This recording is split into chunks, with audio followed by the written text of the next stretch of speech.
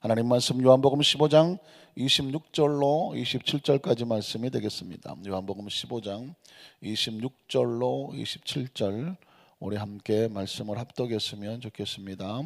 내가 아버지께로부터 너희에게 보낼 보혜사 곧 아버지께로부터 나오시는 진리의 성령이 오실 때에 그가 나를 증언할 것이요 너희도 처음부터 나와 함께 있었으므로 증언하느니라. 아멘. 할렐루야. 편히 주무셨습니까? 하나님 앞에 예배하니까 얼굴을 환하게 펴시고 가급적 환하고 예쁜 모습으로 오늘 예배에 임하시는 것도 우리 심령의 고백뿐 아니라 우리 자세도 하나님 앞에 올바르는 것도 얼마나 중요한 예배가 되겠습니까? 오늘 하루도 예수님 안에서 좋은 일을 할 것을 믿습니다. 성령님 인정하십니까?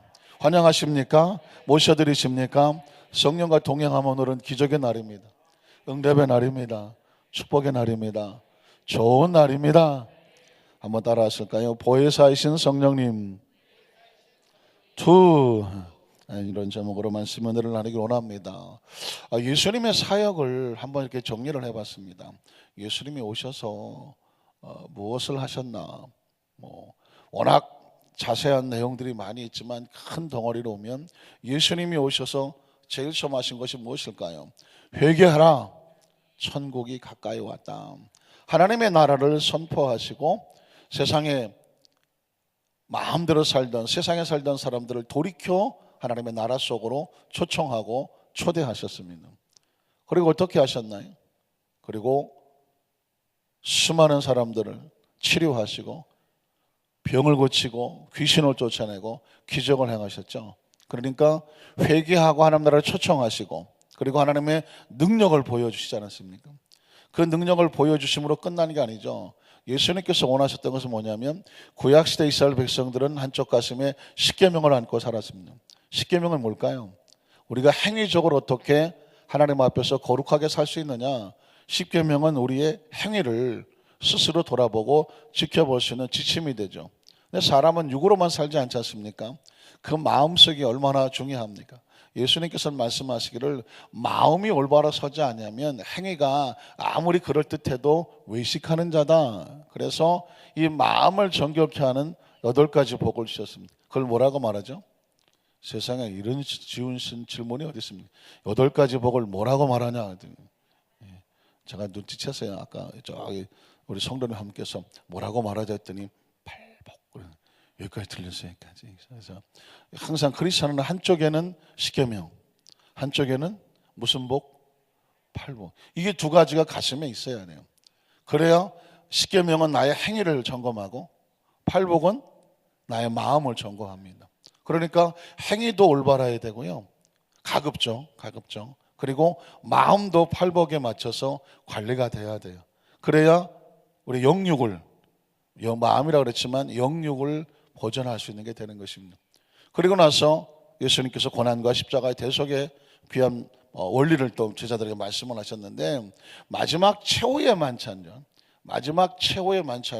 회심의 카드를 들었습니다. 회심의 카드가 뭘까요? 마지막으로 숨겨두었던 비장의 카드죠. 그게 뭘까요? 눈치채셨습니까? 보혜사 성령님이죠. 예수님께서 보혜사 성령님에 대해서 한 말씀도 안 하셨어요. 그런데 마지막 성찬에, 최후의 만찬에 자신의 죽음, 피와 살, 그리고 이 성찬, 고난, 죽음, 부활 이런 말씀을 하시면서 그 제자들에게 강력한 위로로 약속으로 축복하신 말씀이 뭐냐면 보혜사 성령님이었습니다. 그러니까 이제까지 예수님에 대해서 모르는 사람이 없죠. 예수님의 사역 구원을 모르겠습니까? 치료를 모르겠습니까? 그의 기적을 모르겠습니까? 팔복을 모르겠습니까? 십자가를 모르겠습니까?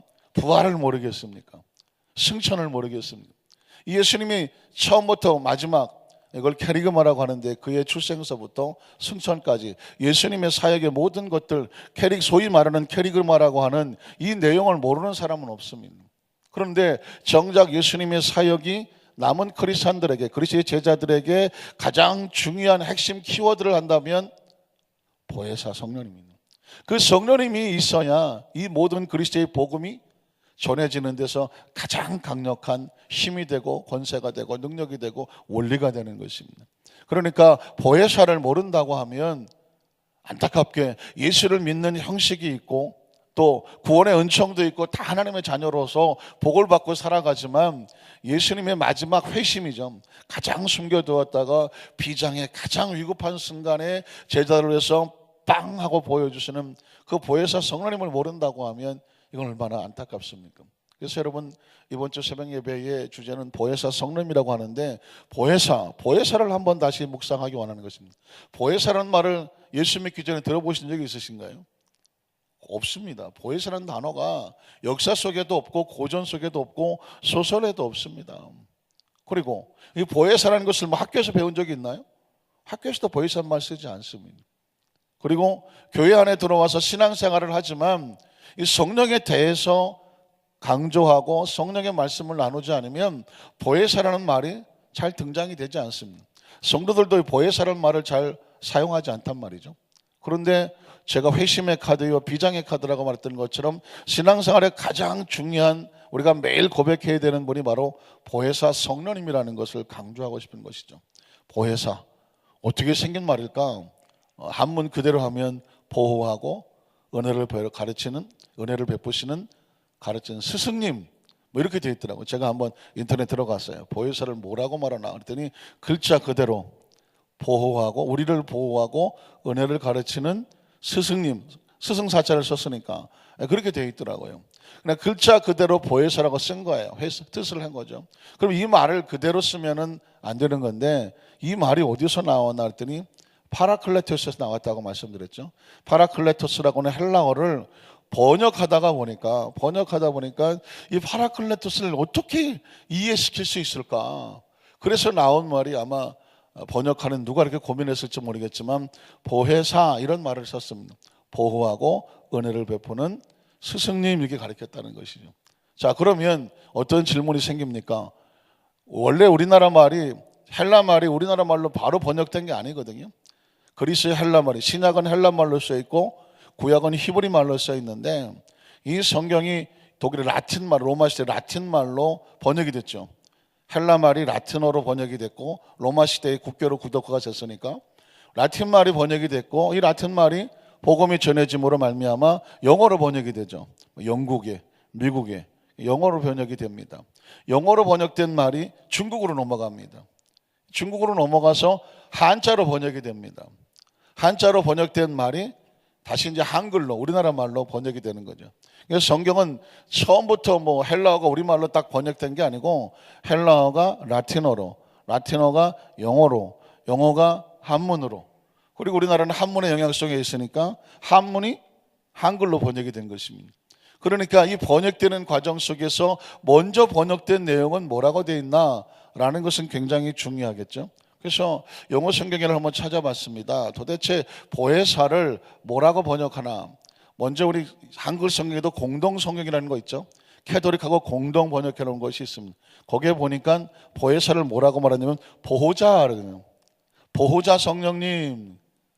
그리고 또 다른 개혁 성경 보니까 협조자. 근데 우리가 보혜사 성령님 그러는데 다른 성경에는 보호자 성령님 또는 협조자 성령님 이렇게 써 있습니다. 제가 이 번역을 여러 가지를 지금 말씀드리는 뭐냐면 보혜사 성령님에 대한 의미를 다양한 각도에서 접근하시라고 제가 번역을 말씀을 드리는 것입니다. 영어 성경에 보면 킹 제임스 성경이라고 하는 영어 성경의 가장 원조격이죠. 킹 제임스라고 하는 옛날 고어로 쓰여 있는데 그 영어 성경에 보면은 컴퍼러라는 말씀, 컴퍼러는 뭐냐면 위로자라고 되어 있습니다.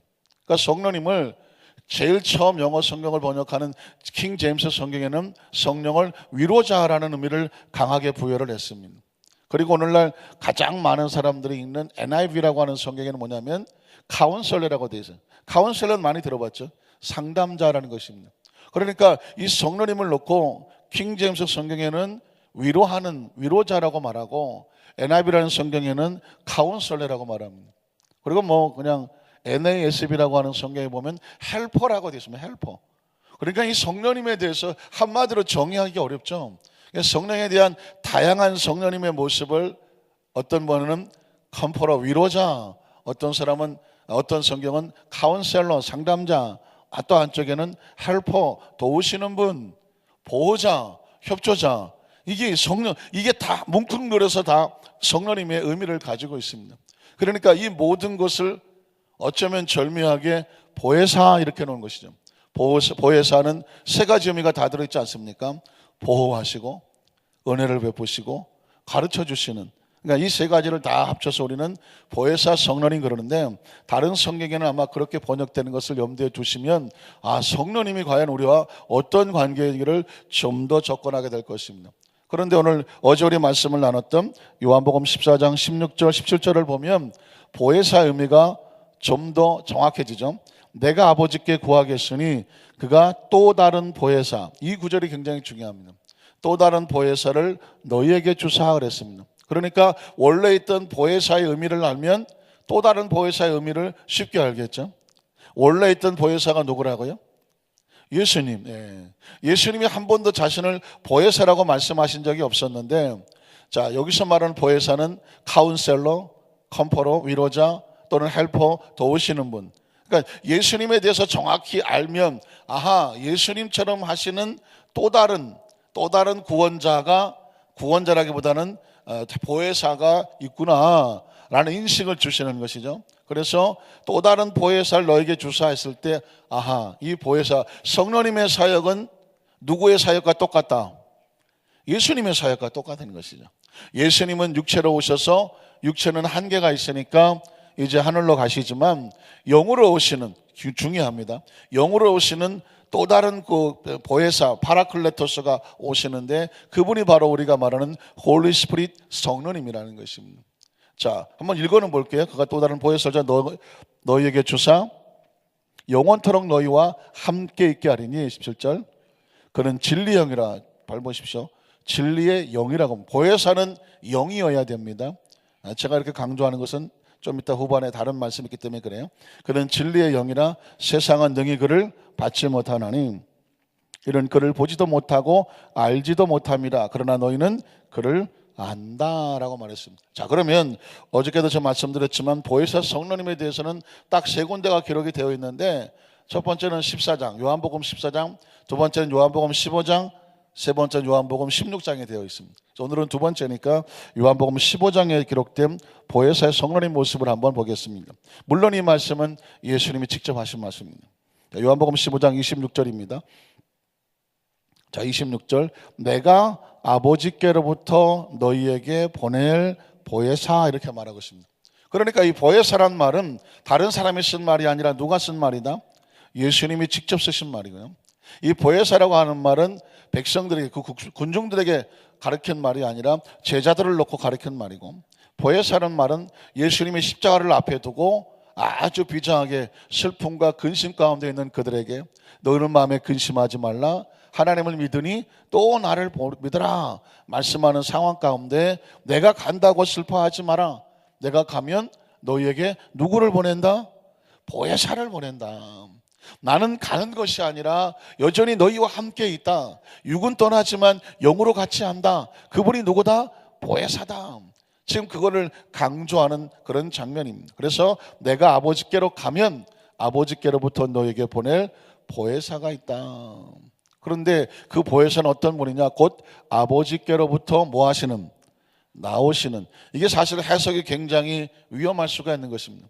아버지께로부터 나온다고 하니까 어느 속에 있다, 하나님 속에 있다가 뭐 쑥 나오는 어떤 기운처럼, 연기처럼 어떤 그런 것처럼 보입니다. 그래서 소위 말하는 성령은 하나님으로부터 유출되는 것이냐, 하나님 속에서부터 나오는 것이냐, 이렇게 되어 있는데, 한글로 보면 그렇게 되어 있지만 원어 성경에 보면 우리가 파라클레토스 하는 것처럼 파라라고 하는 전치사가 나옵니다. 그건 뭐냐면 아버지께로부터 나온다는 것이 아니라 아버지 옆에 계신 성부 성자 하나님은 함께 계시는 분인데, 아버지께와 함께 계셨던 그분이 우리 가운데 오신다, 이런 의미에서 아버지께로부터 나오신다는 표현을 쓰니까 하나님 속에 있다 나오는 것이 아니라 하나님과 함께 있다 오신다는 그런 의미를 가지고 있습니다. 그래서 그 다음 절을 보면 진리의 성령이, 결국 성경은 철저하게 예수님께서 보혜사를 말할 때 성령은 진리의 영이다 라는 말을 씁니다.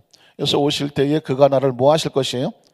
증언하신다. 그래서 요한복음 15장의 보혜사에 대해서는 예수님이 뭘 강조하냐면 성령은 오셔서 오직 예수 그리스도를 뭐 하신다? 증언하시는 것입니다. 이게 중요한 거예요. 성령을 우리 가운데 성령 오시면 도대체 뭐 하시느냐? 능력 받자, 뭐 은사 받자, 성령 받고 역사가 나타나고 기적이 나타나고 성령 충만 받거나 은사 받았다. 목적이 뭐냐? 누가 증거돼야 돼요? 오직 예수 그리스도가 증언되고 증거되어야 되는 것입니다. 저와 여러분이 만약에 장수하기를 원한다, 생명의 축복을 받기를 원한다, 목적이 뭐가 돼야 돼요? 예수님이 증언되어야 되는 거예요. 우리가 만약에 뭐 많은 재주가 있고 좋은 은사가 나타나고 우리가 자녀들이 뭐 좋은 대학을 가고 대학원을 가고 뭐 좋은 데 시집을 가고 장가를 가고 어쨌든 이 세상에 말하는 좋은 곳의 궁극적인 목적은 뭐예요? 목적이 있어야 되지 않겠습니까? 목적이 뭐예요? 예수님이 증언되어야 되는 거예요. 목적은 예수가 증거되어야 되는 것입니다. 저와 여러분이 예수를 믿고 하나님의 자녀가 되고 구원받은 목적도 뭐냐면 하늘나라 가는 것이 목적이지만 이 땅에 있는 동안은 뭐가 돼야 돼요? 예수가 뭐가 돼야 돼요? 증거되어야 되는 것이에요. 여러분, 저와 여러분의 삶의 목적을 아셔야 돼요. 삶의 목적이 뭐냐? 생의 목적이 뭐냐? 구원받은 목적이 뭐냐? 하나님의 나라가 뭐가 돼야 돼요? 증언돼야 돼요. 증거돼야 돼요. 이게 이제 전도라는 말을 쓰는 거예요. 전도가 뭘까요? 도를 전하는 것입니다. 제가 지난주 금요철 예배 때 기독교인가 기독도인가라고 말씀을 드렸습니다. 아마 태어나서 처음 들어보는 설교일 수도 있고 처음 들은 말일 수도 있습니다. 성경에 도란 말이 있나? 성경은 정확하게 도란 말이 있었고 예수님도 도를 전하셨고 사도행전에도 이 도를 믿는 제사장들이 허다한 머리가 그 도에 복종하더라고 말했습니다. 사실 기독교보다는 기독도가 되어야 된다고 제가 조심스럽게 외쳤습니다. 왜? 교라고 하는 것은 가르치는 걸 끝납니다. 학교는 가르치고 다 졸업시켜버립니다. 도는 그렇지 않습니다. 도는 배우고 수양하고 자기의 삶 속에 갈고 닦고 그 말씀의 진리가 내 삶이 되도록 하는 것이 뭐냐면 도예요. 그러니까 전도라고 말하지 않습니까? 안 그러면 전교라고 해야 되겠잖아요. 전교죠. 좀 애매한데. 전도라고 말하지 않습니까? 복음을 전하는, 그 복음을 도라고 말하면 도는 뭐냐? 하늘나라의 길이라는 것입니다. 믿으십니까? 그러니까 성령은 뭐하냐면 오셔서 우리에게 복음을 전하게 한데, 전하는 게 뭐냐? 도를 전하게 하고. 도를 전하려면 어떻게 해요? 내가 살아야 돼요. 내가 살아야, 그 말씀대로 살아야 내 삶이 전해지는 것을 전도한다고 말하는 것입니다. 믿으십니까? 자, 그러니까 오늘 저와 여러분의 궁극적인 목적이 있어야 돼요. 내 삶의 목적은 그리스도가 전해지는 것. 믿으십니까? 예쁘게 화장하는 것도 나의 예쁜 모습을 통해서 자신감을 가지세요. 왜 반응이 없으신 거예요? 복음이 전해져야 되고, 우리 집에 좋은 일이 난다면 그걸 통해서 예수님이 전해져야 되고, 힘들고 어려운 일이 있을 수 있죠. 그런데 그것을 의연하게 이겨내, 감사와 기쁨으로 이겨내. 다른 사람들이 깜짝 놀라. 어떻게 저런 상황에서 이겨내지? 저 사람은 우리가 뭐가 다르지? 뭐가 달라요? 예수 그리스도가 나와 함께 있습니다. 그러니까 좋은 일이라고 하는 것은 뭐가 가득 채워져야 좋은 일이 아니라 텅텅 비는데도 힘들어하지 않아, 넘어지지 않아, 쓰러지지 않아, 세상 사람의 기준에 의해서 주저앉지는 않아요. 오히려 다시 일어나 회복해 세상을 놀라게 해요. 그게 뭘까요? 그리스도가 증언되는 것입니다. 한번 따라하시까? 나의 삶의 목적은 나의 모든 것을 통해서 예수 그리스도가 증언되기 원합니다. 증거되기 원합니다. 이게 목적이에요. 예수님께서 마지막으로 제자들에게 회심의 카드로 보혜사 성령님 말씀하셨는데, 성령이 오셔 뭐 하실까요? 그가 오시면 목적이 있습니다. 그가 나에 대해서 증언할 거다. 예수 그리스도를 증언한다고 말씀입니다. 그리고 27절에 보면 이렇게 말씀합니다. 27절이요. 27절. 너희도 처음부터 나와 함께 있었으므로 뭐 하느니라? 증언하느니라. 자, 두 가지 의미가 있죠. 우리가 크리스찬인데 하나님의 자녀인 것을 보혜사 성령님 우리 가운데 오시면 우리가 하나님의 자녀인 것을 하나님 앞에 증언하는.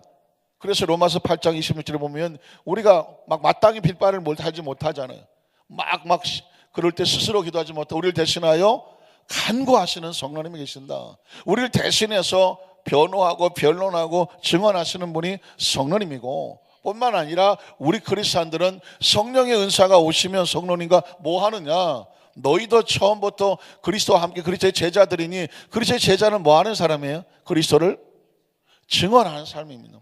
목사는 뭐 하는 사람입니까? 그리스도를 증언하는. 뭐 전도사는 글자 그대로 뭐 하는 사람입니까? 전도, 그리스도를 증언하는 사람입니다. 장로님은 뭐 하시는 분입니까? 그리스도가 증언되도록 봉사하시는. 뭐 안수 집사님들, 권사님들, 지역장고 모든 그리스도인들은 이 땅에서 뭐 하는 사람들이냐? 그리스도가 증언되도록 하시는 분입니다. 그래서 성령님은 예수님께서 회심의 카드란 제가 말을 썼는데, 예수님이 승천하시면서 홀로 두지 아니하겠다, 내가 세상 끝날까지 너희와 항상 함께 있겠다. 그분이 무엇이냐면 보혜사, 또 다른 성령님이시죠. 그러니까 성령님 우리가 함께 있으면 어떻게 될까요? 늘 하나님의 나라와 같이 있는 것이에요. 그러니까 가장 중요한 기독교의 진리는 바로 이런 그리스도의 성령의 진리를 깨닫는 것이 중요합니다. 이걸 정확히 깨닫지 않냐면 이단에 빠지게 됩니다. 제가 아까 분명히 말씀드렸죠. 보혜사는 딱 세 분에게만 쓸 수 있을 거예요. 보혜사의 마음은 하나님의 마음이죠. 그리고 처음 보혜사는 예수님이시죠. 또 다른 보혜사는 성령님이에요. 딱 이 세 성부, 성자, 성령님에게만 보혜사라는 의미를 부여할 수 있는데, 안타깝게도 한국 교회의 많은 이단 중에 또 여러 가지 이단이 교주가 자기를 뭐라고 말하냐면 보혜사고 말합니다. 그래서 어느 제가 자료를 조심해 조사에 들어갔더니, 왜 자기를 보혜사라고 그러나 그랬더니 보혜사 성령님을 강조합니다. 진리의 성령이다 막 강조를 합니다. 그런데 그 진리의 영이신 보혜사는 눈에 보이지 않지만 하나님의 특별한 은혜로 보이는 보혜사, 육적인 보혜사가 너희 가운데 있으니 너희는 이 육의 보혜사를 믿으라, 이렇게 되는 거예요. 그러니까 영이, 제가 선을 긋지 않습니까? 성부, 성자, 성령, 이 영이신 보혜사 외에 또 다른 보혜사는 절대로 있을 수 없다 그랬는데, 그 이단에서는 뭐라고 가르치냐면 보혜사를 강조합니다. 엄청 강조합니다. 와, 보혜사, 좋으신 보혜사. 그랬는데 보혜사는 눈에 보이지 않는 영이지 않느냐? 이제 하나님께서 여러분들에게만 특별하게 보이는 보혜사를 보내셨으니 그게 누구다? 나다. 사람들이 또 그 말에 속아요. 하나님이 얼마나 우리만 사랑하셔갖고 우리에게는 보이는 보혜사를 보내주셨네. 그러면서 거기에 보니까 이거는 특별한 비밀입니다 라고 써있더라고요. 아주 특별한 비밀로 알고 자기들끼리 모여서 우리는 육의 보혜사가 우리와 함께 하십니다. 그리고 육의 보혜사를 모시고 사시네. 사람이, 여러분, 이 영적인 세계는요, 이 얘기를 계속해서 강조하고 세뇌하고 막 몇 개월씩 교육을 시키고 하다가 보면 맨 나중에 사람이 보혜사로 보여. 일단 사람이 보혜사라면 얘기는 끝난 거예요. 왜냐하면 그 육의 보혜사가 뭐 하나님 대신해서 앉아있고 하나님의 영광을 다 가로막고 그 육의 보혜사가 하나님처럼 말씀한다고 하니까 그 말에 그냥 다 집단적으로 몰려다닐 수밖에 없는 거죠. 왜 그런 일이 벌어집니까? 보혜사의 진정한 의미를 모르기 때문입니다. 이런 정확한 보혜사의 의미를 모르면 보혜사를 막 가르쳐주고, 그리고 난 다음에 이제 보이는 보혜사가 여러분에게 있습니다 라고 말하면 홀다닥 하고 넘어가는 것이죠. 정확히 기억하십시오. 보혜사는 예수님의 마지막 회심 기도 카드와 같고, 지금 우리와 함께 하시는 분 바로 보혜사 성령님인데, 이건 진리의 영이고 하나님의 영이시라 세상이 대신할 수 없으며 어떤 인간도 보혜사의 자리를 대신할 수 없으니 오직 하나님의 영, 예수 그리스도의 영, 성령님만이 보혜사가 되시는 줄로 믿습니다. 그리고 그 성령은 증언하시는 영이에요. 우리가 성령 받고 은혜 받고 충만해서 나 혼자 만족하지 않는 것은 성령의 진정한 의미를 모르는 것입니다. 성령은 우리로 증언하러 오시는 분, 그 성령으로 충만하시기를 주님의 이름으로 축복합니다. 기도하겠습니다.